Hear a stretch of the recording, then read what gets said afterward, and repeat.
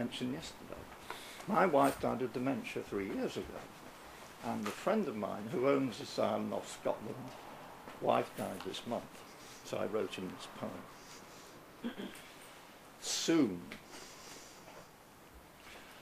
How soon will we join them, those recently gone ahead of us, who rolled all their time up into a moment and then stopped?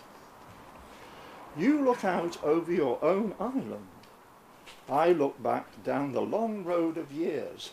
A large part of whom we are watches with us, who have no words to tell about those minutes alone before sleep, that absence when we wake because it was never words.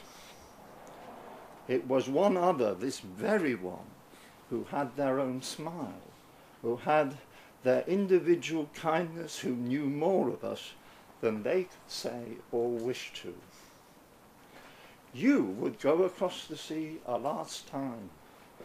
I sat with her in her sea, lost to us, halfway between memory and here. How soon will we join them? We'd not hurry. Our world furnished with all they had made, children, a home we somehow live in wherever we are, there always to return to. We'll follow, not when a clock speaks, but we hope quite otherwise. One day, that story that began with our first breath, that this other made more than it could have been, much more, looks towards the horizon. We'll know our life full enough.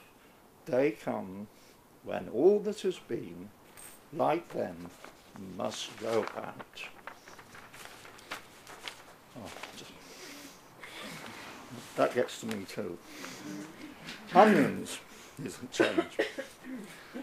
This is about my father, really. First, I finished digging out potatoes in October, the year's last fruit of the earth's hidden work. Then found what planting onions need, stick to mark the spot, small tool to dig holes and a soft kneeler, and the seed onions in terracotta pot, small honey-coloured, intimate with ground. I kneel down, returning in a trice 60 years to my father's garden, where he left noisy, fraught world behind, in neat rows of broad beans, of early peas, finding peace, his back chronically answering back. So he and I join, equipment at hand, this form of prayer to a God we understand. It's working literally under our nose, patting down soil over the planted, moving left to right, right to left, along rows of our choosing, till job's done. Keep watered, ensure free from weeds, wait 6 months for spring. Circumstance for David Caddy.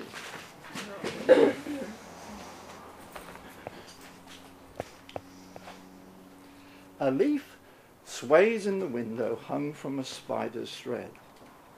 Beneath, a snail foot clamped to glass, length of winter. Chairs with spindle-backed rush seats empty stare back at me. Citizen of my own time, living amongst the time of others.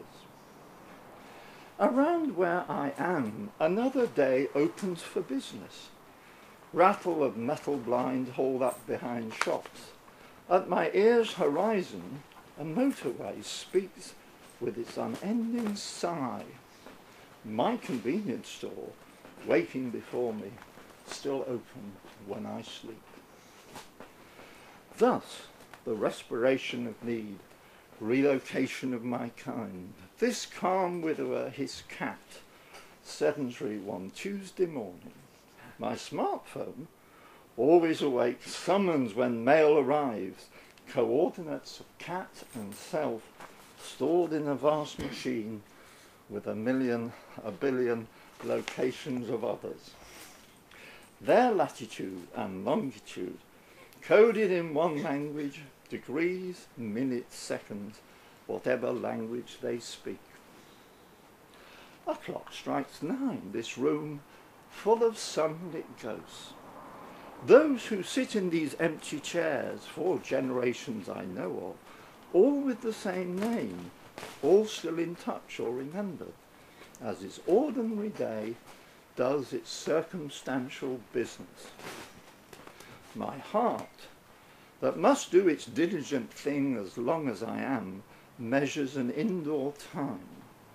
Sat in a window ajar, my cat studies her garden in case there's some unregistered change.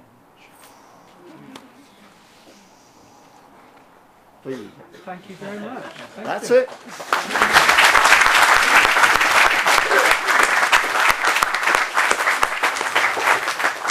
By now I'm